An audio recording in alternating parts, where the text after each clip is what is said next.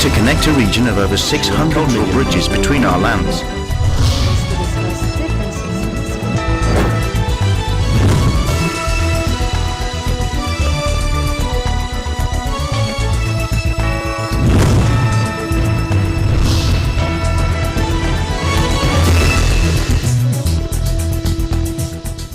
Hello and welcome to ASEAN in Focus. I'm Nea Mangawang, delivering to you the latest news in and around the ASEAN region. On today's headlines.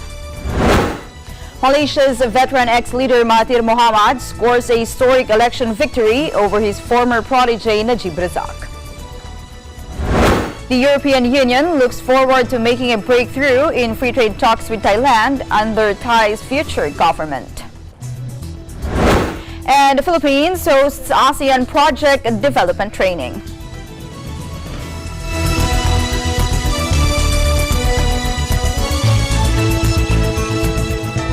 Malaysia's veteran ex-leader Mahathir Mohamad scored a historic election victory Thursday.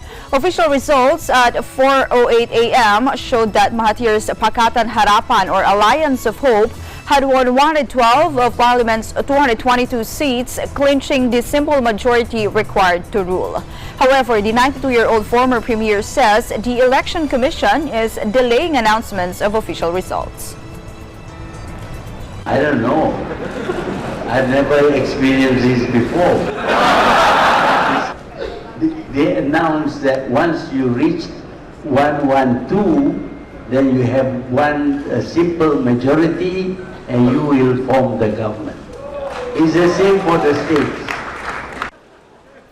Mahathir was Prime Minister at the head of the BN coalition for 22 years from 1981 until he stepped down in 2003.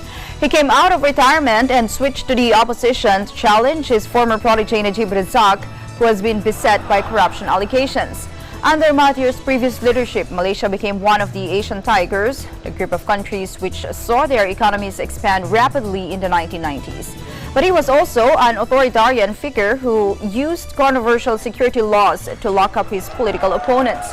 His deputy prime minister, Anwar Ibrahim, was sacked and accused of corruption and sodomy and later jailed on the latter charge when he called for economic and political reforms in 1998. We'll work on his pardon. He will be released in June, I think, 8th of June, and then we'll work for his pardon. Once he is pardoned, he is eligible to become a prime minister again, but he will have to stand for election in order to become a member of parliament. We are not seeking revenge. What we want to do is to restore the rule of law.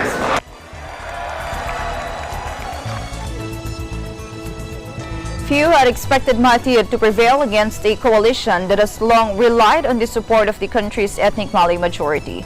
However, he joined hands with his one-time protege, the jailed politician Anwar Ibrahim, and together their alliance exploited public disenchantment over the cost of living and a multi-billion-dollar scandal that has dogged Najib since 2015.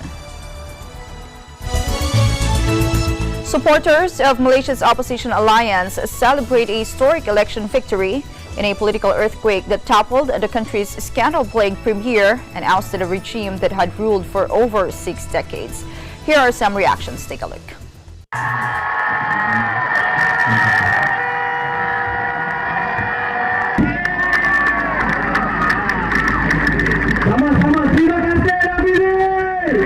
And basically what I feel is something like an independence.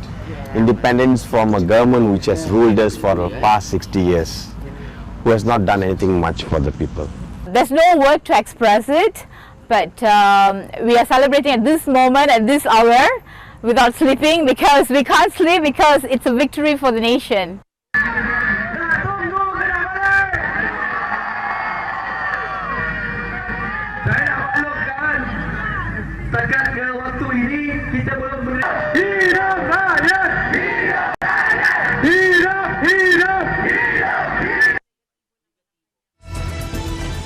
Here in the Philippines, embattled Chief Justice Maria Lourdes Sereno returned to office Wednesday after taking a leave 2 months ago.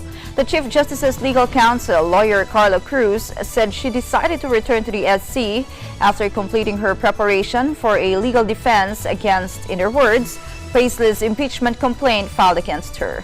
Erwin Temperante reports.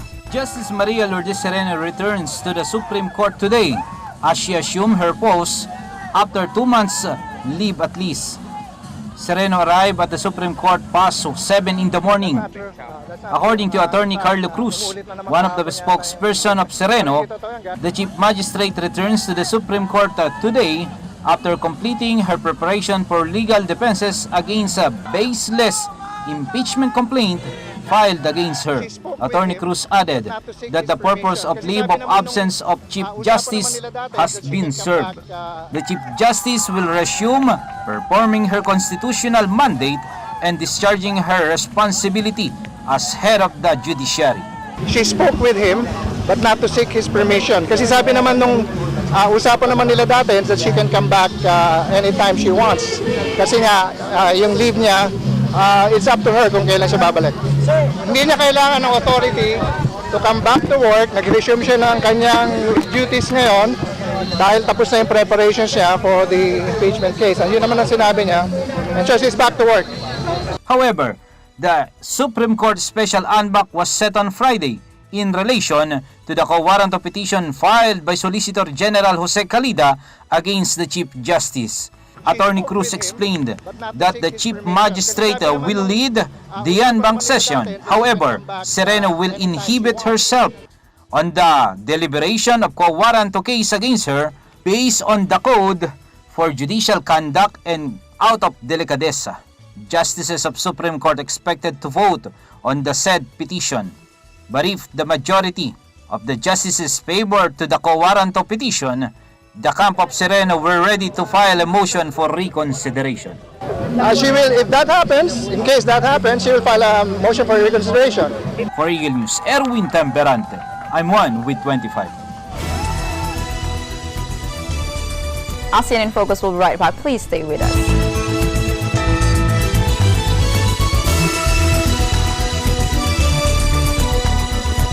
Ano ang tunay na kahulugan? Contentment lang.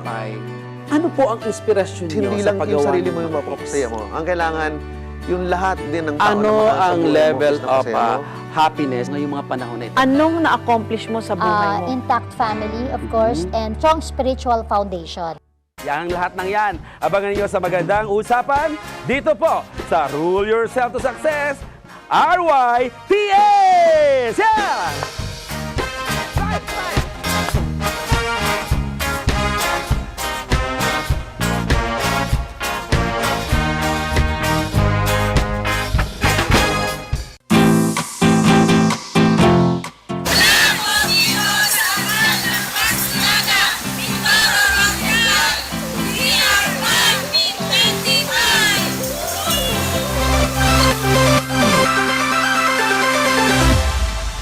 Diskusyon, Biyernes alas 8 hanggang alas 9 ng gabi.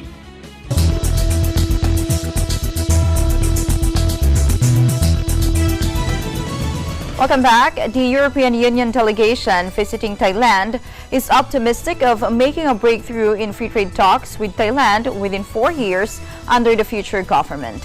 The EU delegation to Thailand Ambassador Pirkha Tapiola told reporters that, quote, negotiations on an FTA will only be possible with a democratically elected government. Tapiola came to the kingdom last September to serve as envoy with what he called the goal to re-engage with Thailand. EU-Thailand relations have run into bumps after the 2014 coup. Last December, the EU decided to resume political contacts with Thailand following developments, including Prime Minister General Prayut Chan-o-cha's promise to hold elections by November this year. If successful, the FTA would cover several topics, including tariffs and non-tariff barriers, which would much likely enable more trade flows between EU and Thailand. The EU is Thailand's third biggest trade partner after China and Japan. Thailand is also the EU's third largest trading partner in ASEAN.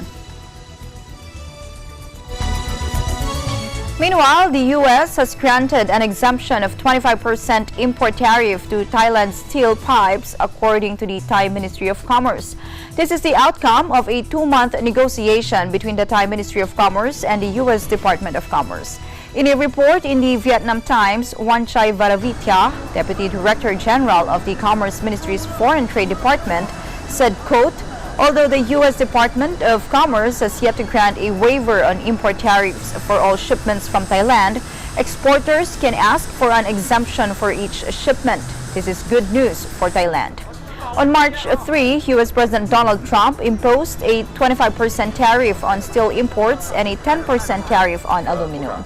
In a bid to curb the harm from the higher U.S. tariffs, Thailand, through its Ministry of Commerce, has since April requested a number of trade privileges aimed at helping Thai exporters compete in both the U.S. and global markets using the vehicle of the Thailand-U.S. Trade and Investment Framework Agreement meeting in Washington, D.C. The Iron and Steel Institute of Thailand estimates that the country will lose 383,496 tons or 10.47 billion baht worth of steel exports, notably for steel pipe, cold-rolled steel, and galvanized steel sheet, as a direct consequence of the U.S. tariffs. For indirect impacts, the Institute said Thailand is likely to encounter a flood of foreign steel as the U.S. tariffs are expected to redirect 27.03 million tons of steel into ASEAN markets. Heading over to Vietnam, the government's hunt for foreign investment has attracted interest from foreign buyers. VietnamExpress.net reports that according to authorities, German, Japanese, and Indian firms are looking to invest in Vietnam's biggest state-owned energy firms. On May 3, Deputy Minister of Industry and Trade Hoang Quoc Vuong told Bloomberg that the government's hunt for overseas investment has yielded interest from firms including Siemens AG, Idemitsu Kosan Company, and Indian Oil Corporation, among others. Earlier this year, 6 foreign buyers expressed an interest in becoming strategic partners with PV Oil, including British-Dutch oil company Shell, South Korea's SK Energy, and Idemitsu, a Japanese petroleum company. Vinson Refining and Petrochemical Company, which raised $245 million from selling a 7.8% stake in Vietnam's first oil refinery, Dong Quat, in January, meanwhile, is in talks with Indian Oil about a partnership. Early this year, overseas investors bought a 4.77% stake in the company at its IPO. Vietnam, which needs billions of dollars in infrastructure investment, is accelerating stake sales in state-owned companies to boost revenue and ease a strained budget while seeking to meet its economic growth target of 6.7% this year. In Thailand, Bangkok Airways has partnered with Thailand Convention and Exhibition Bureau, or TSEB, to kick off its campaign to attract meeting and incentive groups from Cambodia, Laos, Myanmar, and Vietnam, or the CLMV countries.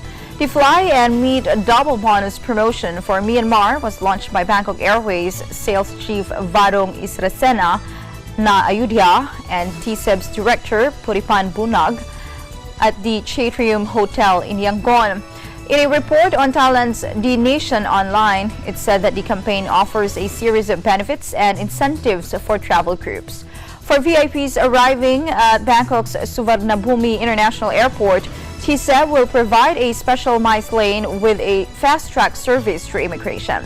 It will also offer a financial subsidy up to 300,000 baht per group.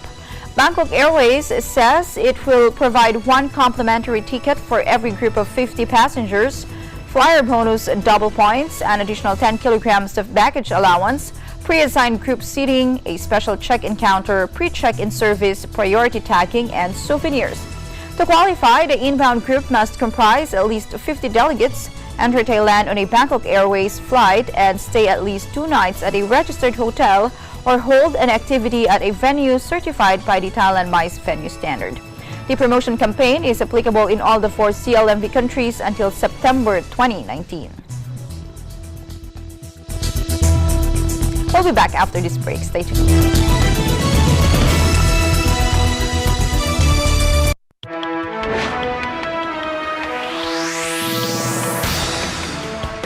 Whoever they are and wherever they may be, they all have the same message.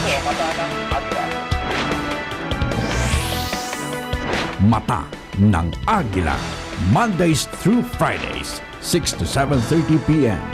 Only here at Net 25. Landmarks, Linggo, alas 6 hanggang alas 7 ng gabi. Subaybayan ang mas pinalakasang saganang mamamayan. Lunes hanggang Biyernes, alas 8 hanggang alas 9 ng umaga.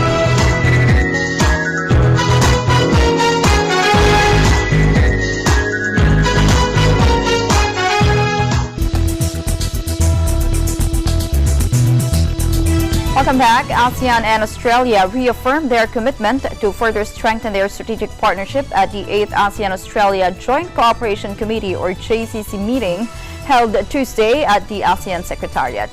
At the meeting, both sides reviewed the implementation of the plan of action to implement the joint statement for ASEAN-Australia strategic partnership and highlighted progress made in the implementation of the plan of action, which is now in its 4th year of implementation, across all the 3 ASEAN community pillars. Australia reaffirmed their continued support for ASEAN centrality and highlighted the importance of ASEAN unity in maintaining peace and stability in the region. ASEAN appreciated Australia's continued support towards ASEAN community building efforts, among others, through the flagship ASEAN-Australia Development Cooperation Program Phase 2 and noted the conclusion of the Stage 1 General Review of the ASEAN-Australia-New Zealand Free Trade Agreement. Both sides also exchanged views on the future direction of the dialogue relations, and in moving forward, ASEAN and Australia agreed to further strengthen cooperation in priority areas of mutual interest, including maritime cooperation, cybersecurity, trade and investment, smart cities development, education, health security, and connectivity. The meeting also noted the convening of the ASEAN-Australia Special Summit held on March 17 to 18 and discussed the follow-up to outcomes of the Special Summit. In this regard, ASEAN and Australia look forward to the swift implementation of the new 15 initiatives arising from the Special Summit. The JCC meeting was co-chaired by Ambassador Min Win, Permanent Representative of Myanmar to ASEAN, and the Australian Ambassador to ASEAN, Jane Duke, and attended by the permanent representatives of ASEAN member states as well as representatives of the ASEAN Secretariat and the Australian Mission to ASEAN. Meanwhile, representatives of the local government and academia participated in the ASEAN Project Development Training Program for the Philippines, organized on May 8 to 9 here in Manila by the Foreign Service Institute of the Department of Foreign Affairs. The training was held by the DFA in coordination with the ASEAN Secretariat, the Office of ASEAN Affairs of the DFA, and the Permanent Mission of the Philippines to ASEAN. Director General Helen De La Vega of the ASEAN Philippines National Secretariat stressed in her opening remarks that the training was a timely undertaking as ASEAN gears up to enhance regional integration and deepens cooperation with ASEAN's external partners to help realize the ASEAN Community Vision 2025. Approximately 60 representatives from the government and the academe participated in the 2-day training, which included lectures, presentations, discussions, and group exercises. Topics included the development of quality project proposals, cooperation with ASEAN's external partners, the implementation and monitoring of the actual projects, and reporting requirements for completed projects. ASEAN Secretariat officers and Ambassador Elizabeth Puensuceso, the permanent representative of the Mission of Philippines to ASEAN, were among the training's resource persons. In her closing remarks, Ambassador Puensuceso highlighted the importance of translating the vision of ASEAN's leaders to practical, bankable projects and activities in bringing ASEAN closer to the people it serves. She emphasized that such efforts at community building would help realize a truly people-centered and people-oriented ASEAN. Participants expressed appreciation for the interactive approach and in-depth exchanges among participants and resource persons alike, as well as the network established to support agencies interested in developing project proposals in the future. Participants with ready project proposals were also given the opportunity to consult representatives from the ASEAN Republic of Korea Program Management Team at a clinic held immediately after the training.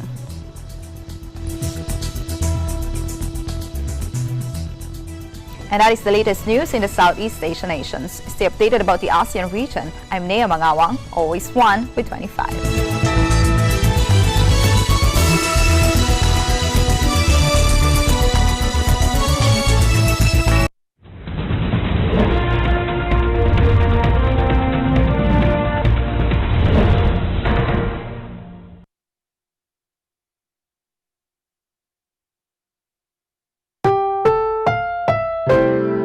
Ang susunod na programa ay rated PG.